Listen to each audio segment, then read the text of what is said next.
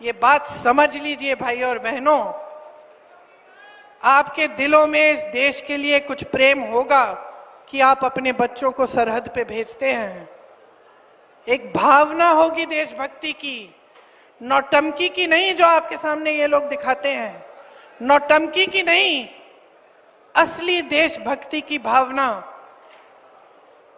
मैं ज्यादा इन चीजों के बारे में बात नहीं करती, लेकिन मैं आपको बता सकती हूं कि 19 साल की उम्र में जब मैं अपने शहीद पिताजी के टुकड़े घर लाई तो मैं नाराज थी इस देश से, मैं नाराज थी।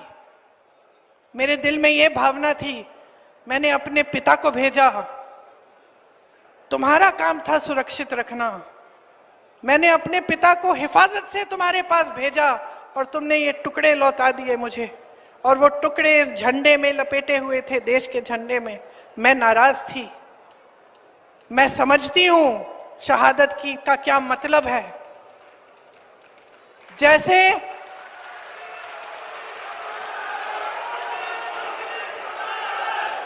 आज मैं 52 साल की हूं, आज मैं 52 साल की हूं, पहली बार मैंने ये चीज सार्वजनिक ऐसे मंच पे कही है, लेकिन वो जो नाराजगी थी मेरी, आस्ते आस्ते मैं समझी कि उस तरह की जो नाराजगी होती है वो सिर्फ उससे होती है जिससे प्रेम करते हैं हम। मेरे देश के लिए मेरे दिल में कितना प्रेम है, मैं कैसे समझाऊं। जब मोदी जी मंच पे खड़े होकर मेरे पिता को देशद्रोही बोलते हैं, जब मोदी जी कहते हैं कि मेरे पिताजी ने कोई कानून बदल दिया अपनी मां से विरासत लेने के लिए, तो मेरे दिल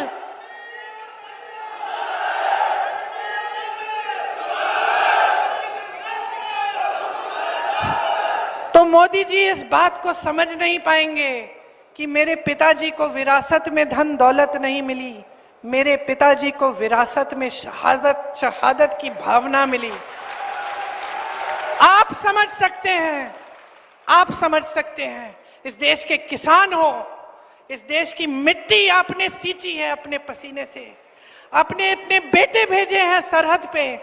जब आपके बेटे शहीद होते हैं इस देश के लिए, तो मैं जानती हूं कि आपके दिल में क्या भावना है, क्योंकि वही भावना मेरे दिल में है। जो पुलवामा के शहीद हैं, जब वो हुआ, पुलवामा का हुआ, उनमें से कुछ परिवार यूपी के थे। उस समय मैं यूपी में थी, मैं गई उनके घर, और ज्यादातर परिवारों में पता है क्या बताया उन्होंने मुझे? जो बच्चे बचे थे उन्होंने कहा दीदी हमको भी सेना में भर्ती होना है। एक लड़की थी, उसका भाई एयरफोर्स में था, उसने कहा दीदी मैं पायलट बनूंगी, मैं एयरफोर्स में भर्ती होंगी। यही है शहादत की भावना। ये भावना मोदी जी नहीं समझ सकते। जो मोदी जी इंदिरा गांधी जैसी एक शहीद के बारे में उल्टी सीधी बातें करते हैं, जो मोदी जी इस भावना को देख के सिर्फ परिवारवाद देखते हैं, लेकिन देशभक्ति नहीं देखते, देश की सेवा नहीं देखते, वो इस भावना को नहीं समझ सकते।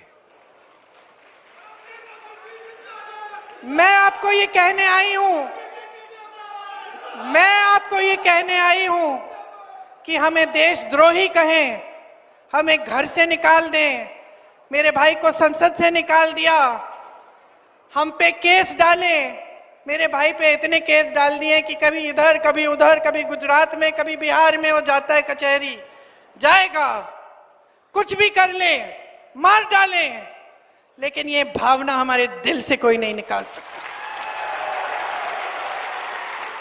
और क्योंकि हमारे दिल में ये भावना है, इसीलिए आज आपके सामने खड़े होकर मैं आपसे एक आग्रह करने आई हूं। मैं आपसे वोट मांगने नहीं आई हूं, मैं आपसे आग्रह करने आई हूं कि देश की जनता हो, देश की जनता हो, सर्वोपरि हो, जागरूक हो जाओ। जो टीवी पे दिख रहा है, जो रोज रोज सिखाया जा रहा है, जो रोज रोज दिखाया जा रहा है, जो प्रचार किया जा रहा है, जो बड़ी बड़ी होर्डिंग्स लग रही हैं, वो सच्चाई नहीं है। तुम्हारा जीवन सच्चाई है। तुम जो लाल शर्ट पहन के वहां बैठे हो, तुम्हारा जीवन सच्चाई है। जो तुम पीली शर्ट पहन के वहां बैठे हो, मेरी बहन जो नीली साड़ी पहनी है, तुम्हारा जीवन सच्चाई है। सच्चाई वो है जो तुम जी रहे हो। सच्चाई महंगाई है, सच्चाई बेरोजगारी है, सच्चाई एक सरकार है जिसके हित में इस देश का गरीब नहीं रहा। इस सच्चाई को पहचानो। ये देश किस दिशा में जा रहा है। इस देश के नेता कितने निकम्मे बन गए हैं कि जब आपके सामने आते हैं 10 सालों के राज के बाद आपको एक चीज नहीं गिनाते जो इन्होंने आपके लिए की। आपको सिर्फ धर्म की बात बताते हैं, वो बात जिससे आपके जज्बात उभरे, जिससे आपको लगे कि मेरे धर्म पे कुछ आंच आने वाली है, जिससे आपको लगे कि कोई मेरे धर्म के साथ खिलवाड़ कर रहा है। क्यों करते हैं? क्योंकि उसके जरिए आपका वोट लेते हैं और सत्ता में रहते हैं। पहचानिए इनको, इनकी सच्चाई को पहचानिए। हम सब धार्मिक हैं। इस देश में कोई ऐसा नहीं है जो धार्मिक नहीं है। इंदिरा जी ने मुझे सिखाया पूजा करना। पूजा का कमरा था उनके कमरे के पास, रोज सुबह बैठती थी। इंदिरा जी ने सिखाया। राजीव जी के साथ में मंदिर जाती थी। मेरी माँ जो यहाँ आई विदेश से, यहाँ की परंपराएं सीखी, उन्होंने मुझे सिखाया धर्म क्या होता है, हिंदू धर्म क्या है। हिंदू धर्म सत्य है। ये देश, इस देश का आधार सत्यमेव जयते है। हम जान देते हैं, हम सरहद पे जाते हैं तो सत्यमेव जयते नाम मुंह में लेकर, हम ये लफ्ज मुंह में लेकर जाते हैं, दिल में लेकर जाते हैं। और ये लोग आपके साथ खिलवाड़ कर रहे हैं। जब जब चुनाव आता है इनकी बातें सुनिए। कभी कहते हैं कि कांग्रेस पार्टी आपका मंगलसूत्र चुराने वाली है, कभी कहते हैं कि एक्सरे लेकर, एक्सरे मशीन, मोदी जी कह रहे हैं, देश के प्रधानमंत्री। मुझे तो यकीन ही नहीं हुआ, मैंने टीवी यूं घुमाया कि हो सकता है कुछ गलती है। आपको कहते हैं कि एक्सरे मशीन लेके कांग्रेस पार्टी आपके घरों में घुस के आपके मंगलसूत्र, आपका सोना, आपकी संपत्ति ले जाएंगे। ऐसी फिजूल की बात आपने सुनी है? 55 सालों के लिए कांग्रेस पार्टी की सरकार चली इस देश में। कभी किसी ने आपके मंगलसूत्र चोरी किए? कभी किसी ने आपके घर में घुस के आपका सोना चोरी किया? इंदिरा जी ने अपना सोना दिया देश के लिए जब जंग थी। मेरी मां का मंगलसूत्र इस देश को कुर्बान है। कोई कांग्रेस पार्टी आपका कुछ छीनने वाली नहीं है। इंदिरा जी ने पट्टे दिलवाए गरीबों को। इन्होंने ये सिलसिला बंद किया पट्टे दिलवाने का। जमीन छीन के बड़े बड़े खरबपतियों को दी। अभी मैं छत्तीसगढ़ के कोरबा से आई हूं, वहां कोयले का खदान था, जमीन थी गरीबों की, जमीन भी ली, खदान भी लिया, दे दिया खरबपति मित्रों को। आज रोजगार नहीं मिल रहा है वहां पे लोगों को। और ये कहते हैं कि हम आके आपकी चोरी करेंगे। समझ लीजिए कि क्या हो रहा है देश में। आज तो उन्होंने इससे भी बड़ी बात कह दी। सुनिए, ये देश के प्रधानमंत्री हैं, उनके पद की गरिमा है, एक गंभीरता है। उस पद पे ऐसे ऐसे महापुरुष बैठे हैं जो शहीद हुए देश के लिए, जो आपके सामने आकर इधर उधर की उल्टी सीधी बातें नहीं करते थे। और ये प्रधानमंत्री जी नरेंद्र मोदी जी आज इस देश की जनता के सामने आकर कहते हैं, आज ही की बात है, कि सावधान रहो, अगर तुम्हारे पास 2 भैंस हैं तो कांग्रेस पार्टी आके एक भैंस चुरा देगी। बताओ। मैं चुनौती देती हूं मोदी जी को।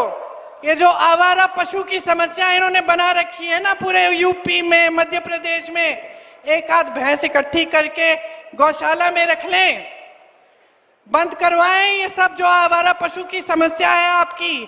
गौशालाएं बनाएं, गौशालाओं को मजबूत बनाएं, जैसे छत्तीसगढ़ में कांग्रेस की सरकार ने किया। मालूम है आपको, कांग्रेस की सरकार ने छत्तीसगढ़ में ऐसी गौशालाएं बनाए जिसमें से महिलाओं को आमदनी मिल रही थी, गोबर खरीद रही थी सरकार, ताकि उन जानवरों की भी देखभाल अच्छी तरह से हो और आपको भी समस्या ना हो। बात यह है कि जब नीयत ठीक होती है तो नीति भी ठीक होती है, जब नीयत गलत होती है तो नीतियां भी गलत होती हैं। आज नीतियां इस आधार पे नहीं बन रही हैं कि आज का आम आदमी, इस देश का साधारण व्यक्ति कैसे जी रहा है, क्या संघर्ष कर रहा है। आज सरकार की नीतियां बड़े बड़े खरबपतियों के लिए बन रही हैं। अब मैंने खूब लंबी बातें कर ली, आपने बहुत ध्यान से मेरी बातें सुनी, मैं देख रही हूं। मैं आपसे सिर्फ ये कहने आई थी कि जागरूक बनो, गहराई से इन बातों को समझो। जो बेवकूफ बनाने की कोशिश कर रहा है उसको पहचानो। जिसने सालों के लिए, दशकों के लिए, पीढ़ियों के लिए आपके लिए काम किया, जो कन्याकुमारी से लेकर कश्मीर तक पैदल चलता है ये कहने के लिए कि ये देश एक है, जनता को बताने के लिए कि हम सब एक परिवार है, हम सब भाई बहन हैं, उसको पहचानो और अपनी सच्चाई, अपनी असलियत को पहचान के ये जो कीमती वोट है जो संविधान ने आपको दिया है, इसको आप एकदम विवेक से इस्तेमाल करो। और मैं ये नहीं कह रही हूं कि किसी नेता के लिए अपना वोट दो, मैं ये नहीं कह रही हूं कि मेरे लिए अपना वोट दो, कि कांग्रेस पार्टी को ही जाना चाहिए। मैं कह रही हूं अपने विवेक का इस्तेमाल करो, पहचानो असलियत को। और ये जो वोट है ना, ये अपने अधिकारों को मजबूत करने के लिए, अपने पैरों पे खड़े होने के लिए, अपने भविष्य को मजबूत बनाने के लिए, इस देश के भविष्य को बुलंद बनाने के लिए डालो, इस देश के संविधान को बचाने के लिए डालो, इस देश के अधिकार, आपके आरक्षण को बचाने के लिए डालो।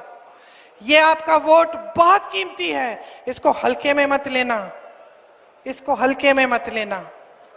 कुछ भी करिए, लेकिन पोलिंग के दिन जब आप पोलिंग पे जाएंगे 2 मिनट के लिए, या 2 मिनट नहीं 2 सेकंड के लिए जरा चुपचाप आप खड़े होकर सोचिए कि मेरा वोट किसको जा रहा है। मेरे वोट से क्या मेरे गांव में विकास आएगा?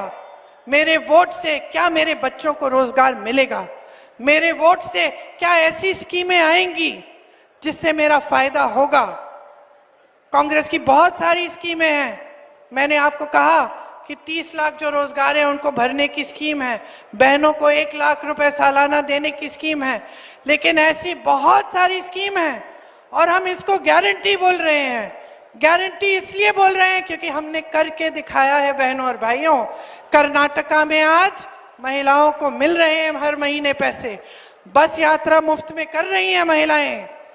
तेलंगाना में आज जितनी भी गारंटी दी थी वो पूरी हो रही हैं। छत्तीसगढ़ में किसानों के कर्ज माफ कराए, क्योंकि हम आपको, आपके हित में काम करते हैं, हम आपकी सेवा करना चाहते हैं। ये मौका दीजिए। मैं जानती हूं कि जब आप अपनी समझदारी से, जागरूक होकर, पूरे विवेक से अपना वोट डालेंगे तो एक ही उम्मीदवार जीतेगा। यहां ये लो, नीतू सिकरवार, इधर आओ। मैं जानती हूं क्योंकि बहुत हो गया है बहनों और भाइयों, बहुत देख लिया आपने, बहुत सुन लिया है। अब सच्चाई पे उतरो, इस देश को बचाओ और अपने भविष्य को बचाओ। जय हिंद। जोर से मेरे साथ बोलो एक बार, जय हिंद, जय हिंद, जय हिंद।